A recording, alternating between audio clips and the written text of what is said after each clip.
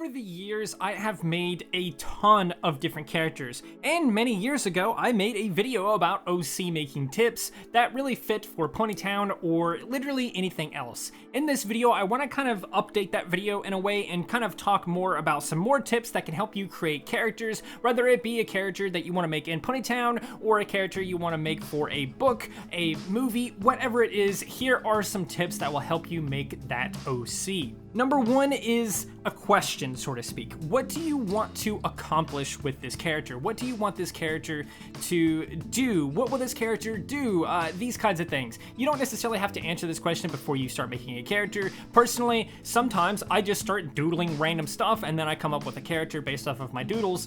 But figuring out what the character is and what you're trying to accomplish with it will definitely change the design of the character and what you ultimately have the character do. For example, if you decide that you want it to be a hero or a villain or something like that, it might change the color palette or the colors that you use. For example, if you're making a villain, perhaps you want to use darker colors, maybe some black and reds and things like that, or some grays, maybe even some purple or something.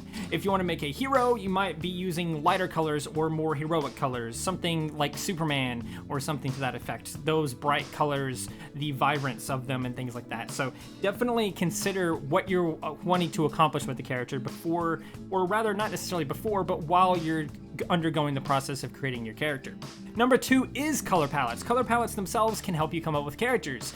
There's been plenty of times before in the past where I have looked at a single color palette and immediately thought, oh wow, that color palette is beautiful, let me try to make a character on it, and then I make a character based off the color palette, and then from there I start adding other extra details like what I wanted to do with the character and things like that. So a color palette will definitely help you, especially if you are just exclusively looking for help in something like Ponytown. A color palette will definitely help you a ton, especially since you also don't want a ton of colors on your character. You don't want a character that has like 9 different colors on it. It's going to be overcomplicated and it's going to be a whole thing. Now, speaking of overcomplicated, you don't want to necessarily overcomplicate the character. If you make a lot of details on the characters, it's going to be difficult to draw it, for one. And for two, you probably are going to want to draw it multiple times, so the more you draw it, the easier it will get, but it will be very annoying. It might also be hard for you to get that character commissioned. For example, if you want to come to an artist and say, hey, I have this character, of course, they're going to be excited that you want to commission them, but they might take a really long time with the commission because the character is so complex, or they might just make a lot of mistakes on your character because you have so much detail and so much going on with the character. So keep that in mind as well.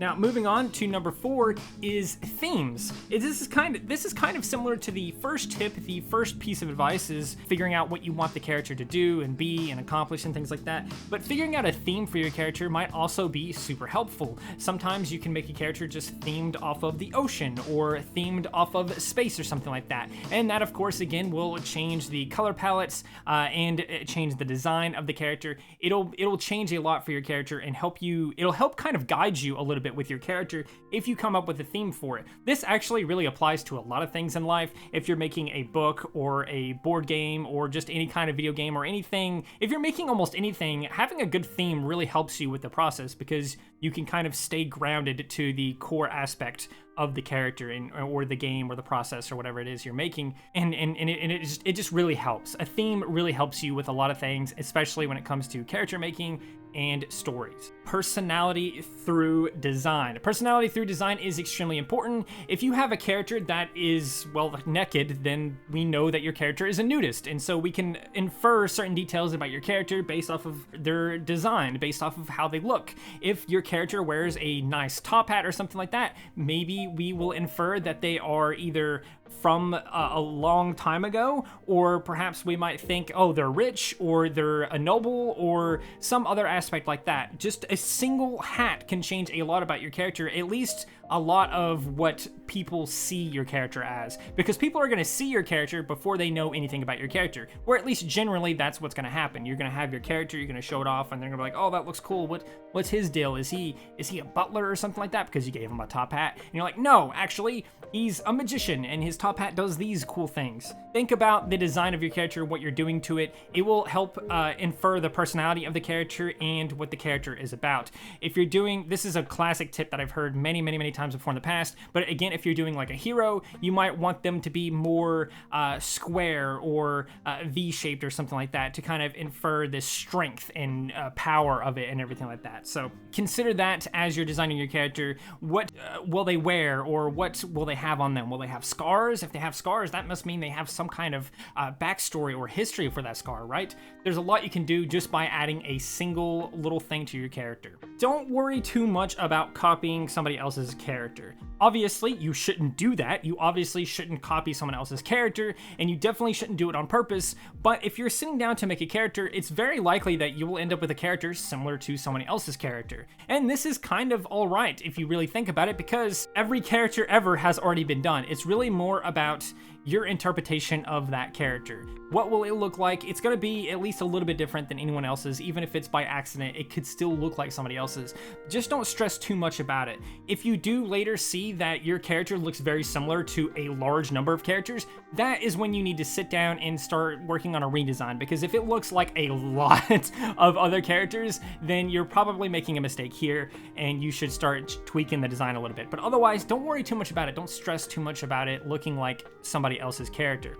Obviously, don't make it somebody else's character. Don't just copy somebody's character. But if it happens by mistake or something like that, don't panic, don't freak out or anything like that. Just tweak your design a little bit and work on it from there. Now, last up, this one is extremely important, and this will actually make your character really unique.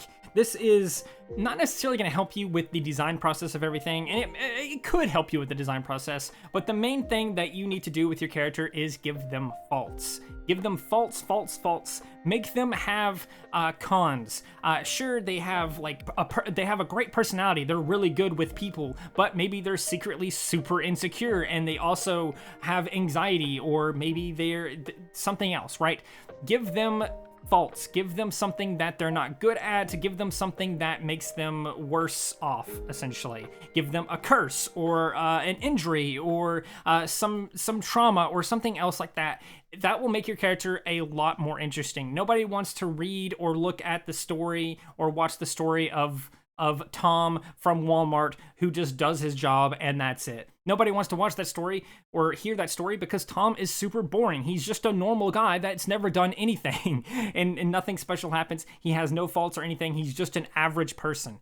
Don't make the average person. Make a person that has faults and issues and things like that, because it's going to make them a million times more interesting. That is probably the most important one here. It doesn't necessarily help with the design process. It can, because if you give them a certain fault, then that might tweak the character design. For example, if you make it to where they don't have legs for some reason, maybe that then changes the design because now they don't have legs. Maybe they have robot legs instead, or maybe they have a huge tragic backstory with it, and there you go.